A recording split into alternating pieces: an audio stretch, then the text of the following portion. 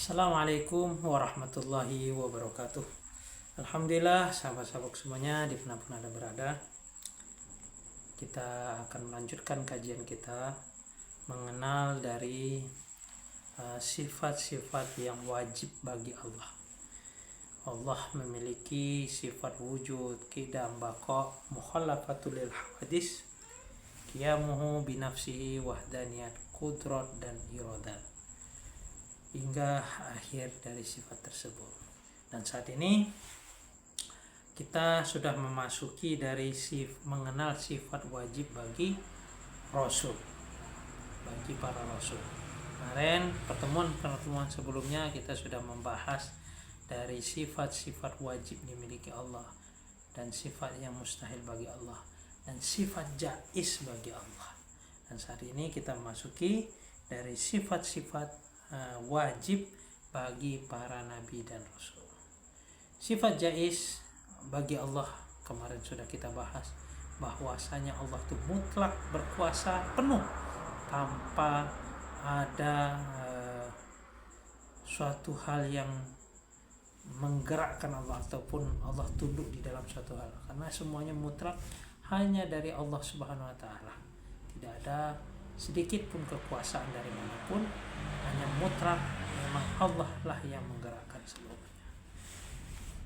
Dan saat ini kita akan masuki mengenal dari sifat wajib bagi Rasul, karena iman tentunya rukun iman, kita mengimani kepada Allah, iman kepada Rasul, iman kepada malaikat tentunya. Dan di sini tentunya kita akan menjelaskan sifat yang wajib bagi Rasul, bahwasanya wajib dimiliki seorang Rasul dengan sifat-sifat berikut. Alhamdulillah, sebelum kita memulai kajian kita ini, alangkah baiknya kita senantiasa meminta pertolongan kepada Allah untuk dilimpahkan ilmu yang bermanfaat ini, ditanamkan di dalam hati kita melalui surah Al-Fatihah. Auzubillahi minasyaitonir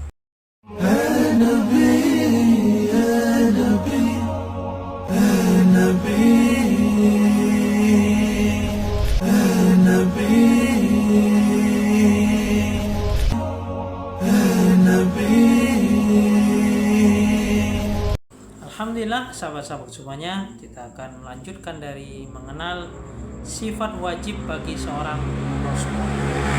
Mana kita mengenalnya dalam bentuk bait yang dikumpulkan oleh Imam Marzuki dalam bentuk bait, sebagaimana dari awal kita sudah menjelaskan seperti bentuk Bismillah yang tentunya abda'u bismillahi warahmani wa birrahimi daimil ihsani ila, banyak sekali bait-baitnya yang menjelaskan tentunya tentang sifat Rasul dan sifat wajib bagi Allah, sifat jaiz bagi Allah. Saat ini kita memasuki sifat wajib bagi Rasul. Arsala anbiya idawil fatana bisidqi wat tablighi wal amanah. Arsala mengutus, yaitu siapa? Allah. Anbiya yaitu para nabi, dawil fatana yang tentunya memiliki kecerdasan, bisidqi dan kejujuran, wat tabligh dan menyampaikan perintah, wal amanah tentunya bisa dapat dipercaya.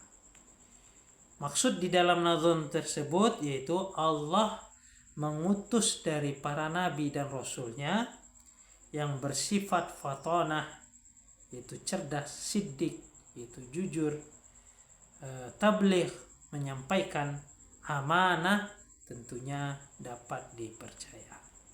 Penjelasan dari nazam ini yaitu orang mukallaf wajib meyakini bahwasanya para nabi dan rasul yang diangkat menjadi nabi dan rasul tentunya itu ia harus memiliki sifat-sifat sebagaimana yang dijelaskan tadi, atau sebagaimana sifat berikut ini. Yaitu yang pertama yaitu sifatnya siddiq, jujur. Tentunya artinya jujur sesuai dengan berita yang mereka sampaikan dari kenyataannya. Apa yang disampaikan memang benar-benar dari kenyataannya demikian. Lawan dari sifat sidik ini adalah kazib ataupun berbohong, dusta. Semua para rasul pastinya memiliki sifat jujur, baik dalam ucapan maupun di dalam perbuatan. Dalil bahwa para nabi dan rasul memiliki sifat sidik adalah seandainya para nabi dan rasul itu berbohong, niscaya berita yang dia dapatkan dari Allah adalah suatu kebohongan, suatu yang tidak benar. Hal itu tidak dapat untuk diterima oleh akal, dan itu suatu hal yang mustahil. Sebagaimana dalam firman Allah Subhanahu wa taala, "Wazkuru fil kitabil Ismail innahu kana shadiqan wa'di wa kana rasulan nabiyya." Di dalam Quran surat Maryam. Artinya, dan ceritakanlah hai Muhammad kepada mereka kisah Ismail yang tersebut di dalam Al-Quran. Sesungguhnya ia adalah seorang yang benar janjinya, dan dia adalah seorang rasul dan nabi. Jadi Muhammad diperintahkan untuk menceritakan dari tentang Nabi Ismail, bahwasanya betul-betul Nabi Ismail itu adalah seorang nabi dan rasul, dan tentunya dengan hal itu mengatakan bahwa nabi itu harus memiliki sifat siddiq. Dalam ayat lain, wa may ya'tiku 'anil hawa in huwa illa wahyu, dan tiada yang diucapkan itu menurut kemauannya ataupun hawa nafsunya. Ucapan yang ia tiada lain hanyalah dari wahyu yang telah diwahyukan kepadanya, yaitu apa yang disampaikan oleh Nabi, tentu oleh Nabi dan Rasul, apapun itu adalah dari wahyu, dan wahyu darinya yaitu Allah Subhanahu wa taala. Tidak ada ucapan yang semau dari nafsunya. Demikianlah kurang lebihnya, bahwasanya para nabi tersebut mereka harus memiliki sifat jujur, dan mereka memang betul-betul semua dari wahyu Allah, tidak ada sedikit pun kebohongan. Yang kedua yaitu amanah, yang artinya tentunya dapat dipercaya. Lawan dari sifat amanah ini adalah khianah, berarti tidak dapat dipercaya. Syekh Nawawi dalam kitab Nurud Dolam Syarah Aqidatul Awam menjelaskan bahwa yang dimaksud amanah di sini adalah para rasul terjaga secara zahir dan batin dari hal-hal yang haram, apalagi hal yang makruh. Dalil bahwa para nabi dan rasul itu memiliki sifat amanah. Maksudnya amanah di sini, beliau betul-betul para nabi ini, para rasul ini betul-betul terjaga zahir wa batin, zahir dan batinnya dari hal-hal yang haram, apalagi makruh. Haram ya tentu lebih jauh, makruh aja terjaga. Dalil bahwa para rasul itu memiliki sifat amanah adalah seandainya para rasul itu berkhianat, dengan perbuatan hal tersebut diharamkanlah, niscaya kita juga untuk diperintahkan untuk mengerjakannya, dan tidak benar jika diperintahkan melakukan suatu hal yang diharamkan. Dengan begitu para rasul wajib bersifat amanah dan mustahil untuk memiliki sifat khianah.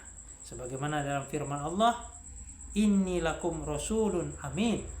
Sesungguhnya aku adalah utusan Allah yang dipercaya kepadaku. Di sini amin, rasulun amin, maksudnya di sini betul-betul memiliki amanah. Itu dalam Quran surat Ad-Dukhan. Firman Allah Subhanahu wa taala pun di dalam Al-Anfal, "Innallaha la yuhibbul khainin. Sesungguhnya Allah tidaklah menyukai orang-orang yang berkhianat. Nah, ini menunjukkan bahwasanya para nabi dan rasul itu memiliki sifat amanah. Sebelumnya juga siddiq, kemudian dia harus memiliki amanah. Adapun sifat selanjutnya, yaitu sifat ketiga, yaitu sifat tabligh, yang artinya menyampaikan.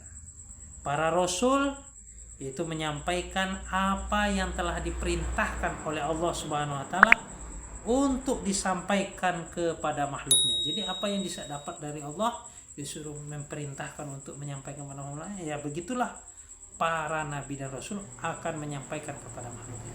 Dalam hal ini para rasul bertugas mengajari syariat-syariat Allah pada umat manusia untuk membimbing mereka menuju kebahagiaan di dunia juga di akhirat. Kebalikan dari sifat tabligh adalah kitman, yaitu berarti menyembunyikan hal yang diperintahkan untuk disampaikan. Dalil bahwa para rasul memiliki sifat tabligh adalah seandainya para rasul menyembunyikan suatu hal yang diperintahkan kepadanya untuk disampaikan, niscaya kita diperintahkan untuk menyembunyikan ilmu. Dan tidaklah benar kita diperintahkan untuk menyembunyikan ilmu, dan tidak juga benar kita diperintahkan untuk menyembunyikan ilmu, karena hal itu akan mendapatkan suatu laknat dari Allah Subhanahu wa taala. Dengan demikian, para rasul pastinya ia memiliki sifat tabligh, tidak memiliki sifat sebalik dari sifat tabligh tersebut, yaitu sifat hitman. Dalam Al-Quran juga disebutkan, uballighur risalati rabbi wa ansahu lakum wa'alamu minallahi ma la ta'lamun, yang artinya aku sampaikan kepadamu amanah-amanah Tuhanku, dan aku memberikan nasihat kepadamu, dan aku mengetahui dari Allah apa yang tidak diketahui. Di dalam surat Quran surat Al-A'raf ayat ke-62. Begitu juga di dalam firman Allah lainnya, ya ayyuhar rasul ballighu ma unzila ilaika mir rabbik wa in lam taf'al fama ballaghta risalatah wallahu yakhsika minan nas innallaha la yahdil qaumal kafirin. Hai Rasul, sampaikanlah apa yang diturunkan kepadamu dari Tuhan. Nah, jadi perintahkan Allah menyampaikan apa yang diberikan. Dan jika kamu tidak kerjakan apa yang diperintahkan, itu berarti kamu tidak menyampaikan amanahnya. Tentunya dari sini Rasul tersebut wajib memiliki sifat tabligh. Fatonah, yang keempat yaitu sifat fatonah. Fatonah yaitu artinya cerdas. Lawan dari sifat adalah balaghah, yang berarti dungu ataupun bodoh. Dalil yang membuktikan bahwa para rasul memiliki sifat fatonah adalah seandainya mereka ini tidaklah cerdas, tentu mereka tidak akan mampu untuk memberikan suatu argumen atau pembantahan terhadap lawannya. Dan hal itu sudah pasti mustahil terjadi, karena Al-Quran telah menjelaskan di beberapa tempat bagaimana para rasul diberikan argumen kuat yang menundukkan jawaban-jawaban, di antaranya dari firman Allah Subhanahu wa taala, argumen yang kuat untuk menundukkan lawannya tentunya. Dan firman Allah Subhanahu wa taala di Quran surat Al-An'am ayat 83, wa tilka hujjatuna atainaha Ibrahim ala qaumi narfa darajatin man nasha inna rabbaka hakimun alim. Dan itulah hujjah kami yang kami berikan kepada Ibrahim untuk menghadapi kaumnya.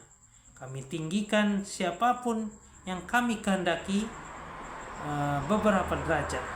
Sesungguhnya Tuhanmu maha bijaksana lagi maha mengetahui.